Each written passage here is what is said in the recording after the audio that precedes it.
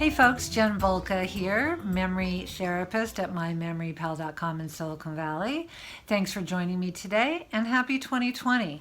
We have a lot to cover in 2020, especially because we have a larger subscriber base now, and we do have to go back and kind of review some stuff, dust off the old cobwebs from 2019 and really get our plan together so that we are able to create super memory habits. So let's get started. As usual, I'm going to tell you the 4 things to get ready for this session, but I'm going to add a 5th to it now every time we have an episode. So first is your optimal environment. Turn off all your notifications and your phone alarm and be in a quiet space as best you can.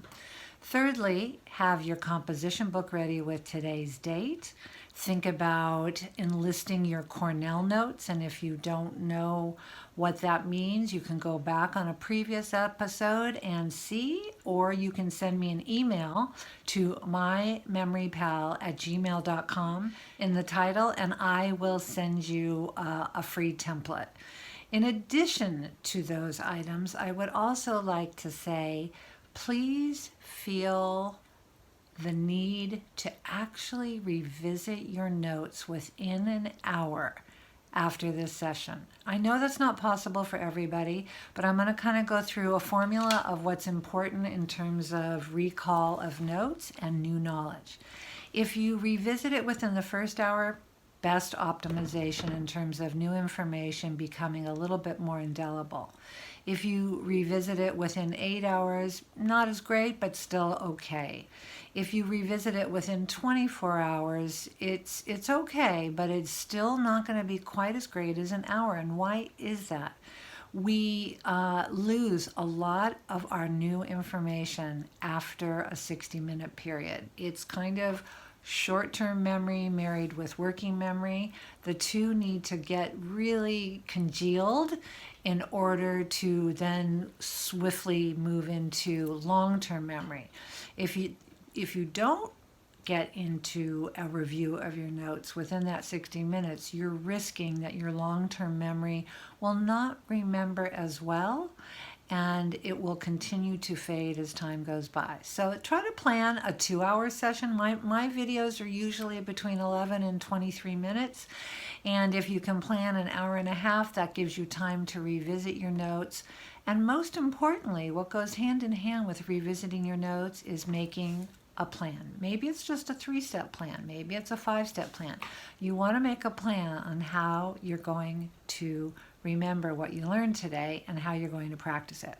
So for example, when I do Spanish class, after the teacher leaves, I sit there and I do, here is my schedule for the week of practicing Spanish, and here are the things I'm going to do redundantly. Doesn't have to be a lot, it just has to be repetitive. Makes a huge difference in terms of holding on to the information in the very long-term memory. Okay, today we are going to talk about how we file information for a good memory. And those of us that are in education have been using a term called encoding and another term called decoding for 100 years because we use it when kids are learning their letters and learning how to read. How do they take in the information? Encoding. How do they decode? How do they go in and read afterward and make sense of all those phonemic sounds together? And how do they create the pictures in their mind formation? So let me give you the basic 5 parts.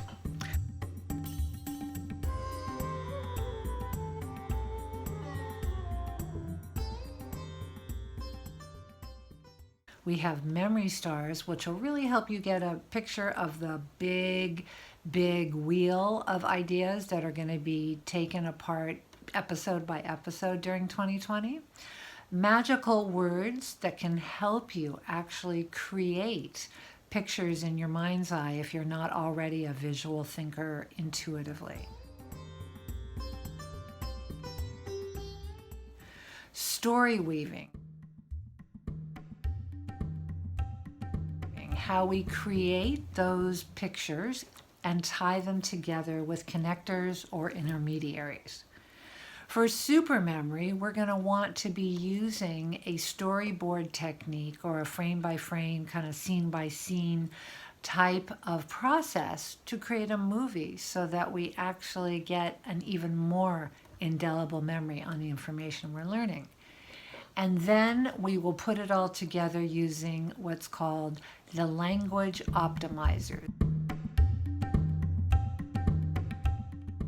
Using language such as humor, absurdity, figurative language such as idioms or metaphors to help us really indelibly create a stronger memory for the things we've learned. I also forgot to mention big emotions. Big emotions are huge for helping with memory, and they can really work in your favor if you know how to use the big emotions in a productive way. Okay, so let's go back to part number 1, which is the constellation of memory stars, okay? It starts with words. We have words like if I say dog, you think of probably your dog or a dog you know. You might even be thinking about my dog and his funny name, Uncle Albert, from the Wings album with Paul McCartney. Then, after that, we have taking those words and putting them in photographs or pictures. We then have world knowledge.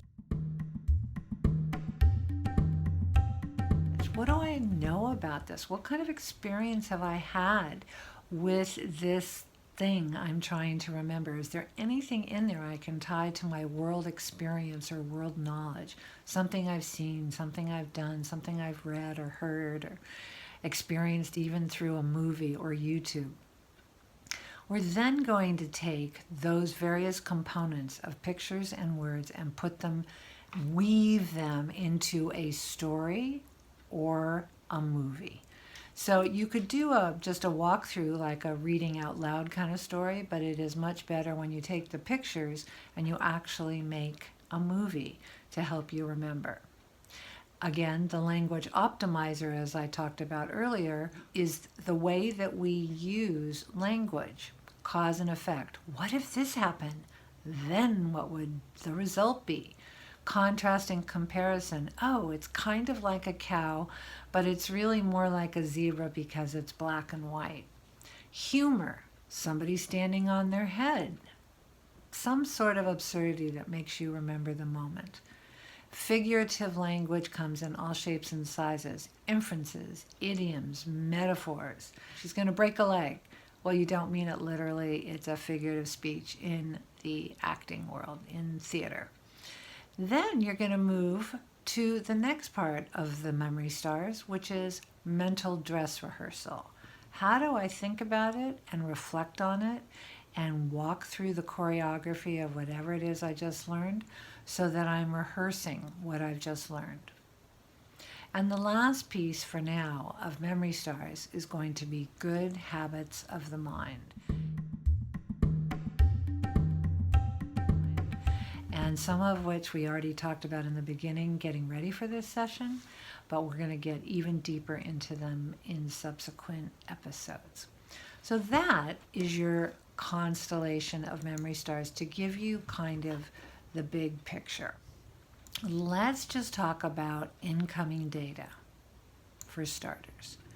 We actually encode. We can encode in one modality, which is just a word. Let's take the word frog. I could just see the word F-R-O-G, frog. Or I could dual encode it, more than one, which could be a picture of the frog. So instead of just seeing F-R-O-G, the letters, I could say, oh, I see a frog. I see a green frog. I see a frog sitting somewhere, and I can continue to embellish the photograph with descriptive words. When you dual code, you are in a space in learning that actually allows you to start to use super memory encoding skills. And dual coding is not just limited to 2, it's 2 plus. So we often hear the word coding in Silicon Valley, and in this particular realm, we're using it for taking in information and storing it really well in our brains with lots of good adjectives and descriptor words and pictures and movies so that and senses, so that we are having a more productive and memorable storage bank for when we need to decode or pull it out of our brains later. So let's just pile through and move to perhaps a very specific part of the memory stars. We've already taken word to text. Let's move even deeper into words with pictures. So let's take 3 words: frog, lotus petal, fly. Not the verb, but the noun. Okay? Immediately, can you tell me, have you encoded those 3 just by hearing them? And how did you encode them? Did you encode them by word only? That's just 1.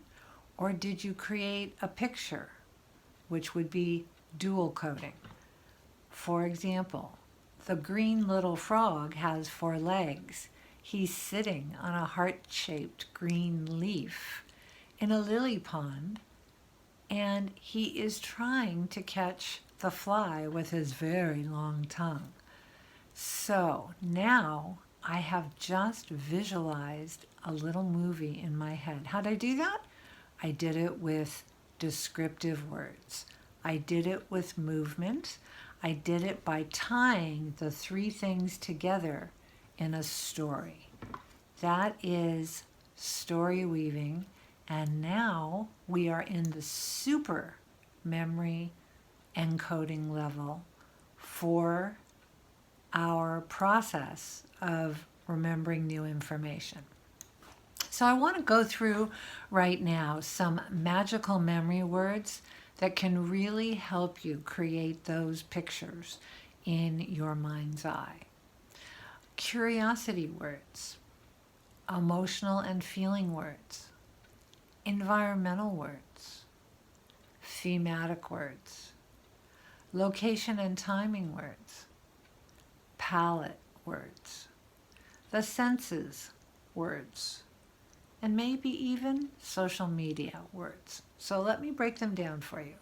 Curiosity words would be your typical WH: who, what, when, where, why, how, did you, could you, would you, thank you, Dr. Seuss. All of the different question words that could make you start to say, oh, how was the frog trying to catch the fly? Oh, with his very long tongue.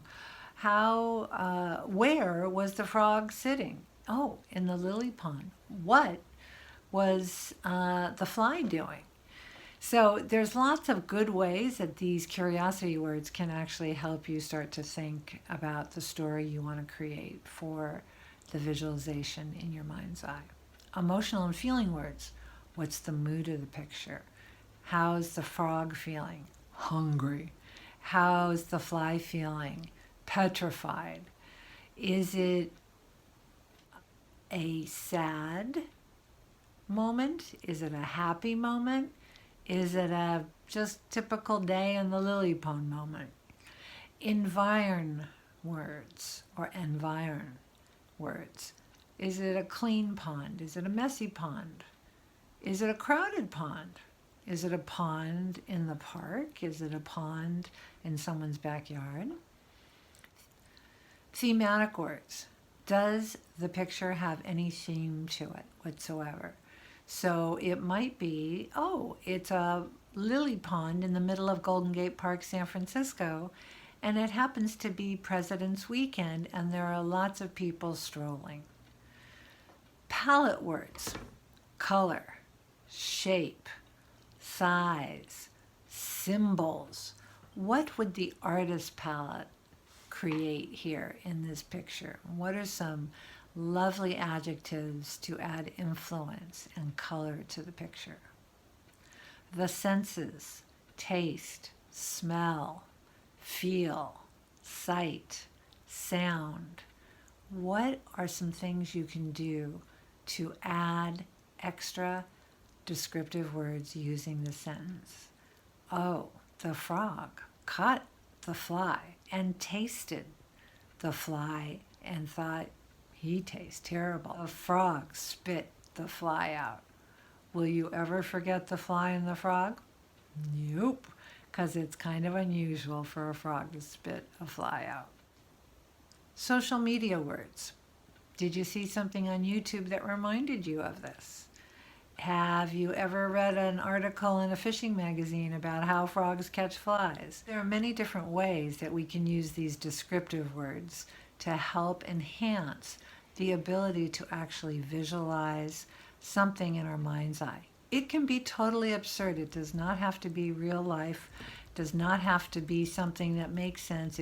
The more absurd it is, as long as you connect the three things, the more you will remember what it is you have seen. I just want you to know there are many more pieces of the constellation of memory stars that we are going to go over in the next episode, which will be called the language optimizer. But I just want to make sure not to overwhelm you too much today, because we do have a lot to pile through.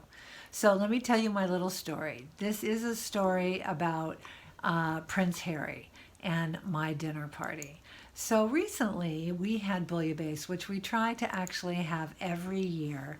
And most of the time we have it during the Christmas holidays, but unfortunately the time got away from us. We had other things going on. And so we had it last week. We had a bunch of friends over, and we'd had some really, really great wine from a new release of Old County Cellars Cabernet that they just had the release party last week and the night before they came to our house. And our bellies were full of bouillabaisse, and our bellies were certainly full of good wine. And the subject of the Oscar nominees and different movies, have you seen this? Have you seen Knives Out? Have you seen 1917? All of this great conversation was going on, and for some reason it reminded me, oh, and by the way, news of the week, what about the Prince and Meghan seceding from the royals? At that point, I said, oh, what's his name? And I'm trying to think really hard. But I was doing exactly what you shouldn't do when you're trying to recall something, and that is I stressed myself out. But I wasn't the only one. Other guests at the table were also like, I can't believe I can't remember his name. Oh gosh, what's his name? Well, the problem was we never really encoded Harry's name like we did Prince Charles or Prince Andrew. It just wasn't something that was really in our motivation consciousness or radar. And so therefore, it was hard to remember his name at a moment of weakness with a full belly and a little bit of wine. The reason being is we didn't have anything really in our memory bank except his hair. Everybody remembered, the guy with the red hair. Now let me share with you a different way I could have properly encoded Prince Harry so that I would have remembered him. I could have taken his hair and done something totally absurd, like made a hairy wig out of it and replicated it and put it on the Queen and put it on Charles and put it on his brother and so on down the royal family line. That certainly would have made me remember, Harry's on every hat, or Harry's on every head. Let me share with you what I did so that I will never forget Harry's name. I actually wrote a poem. And I wrote it in 2 seconds, so you can write poems very quickly. It doesn't take a lot. They can be as silly as you want. No one's judging them. I'm not going into any sort of poetry slam to try to be judged and, try to win a prize. But now I always remember Harry's name. Harry the Redhead seems like a greenhead. Not a prince, but more like a toad. Seems he's no longer the royal. Guess it's time for him to boil.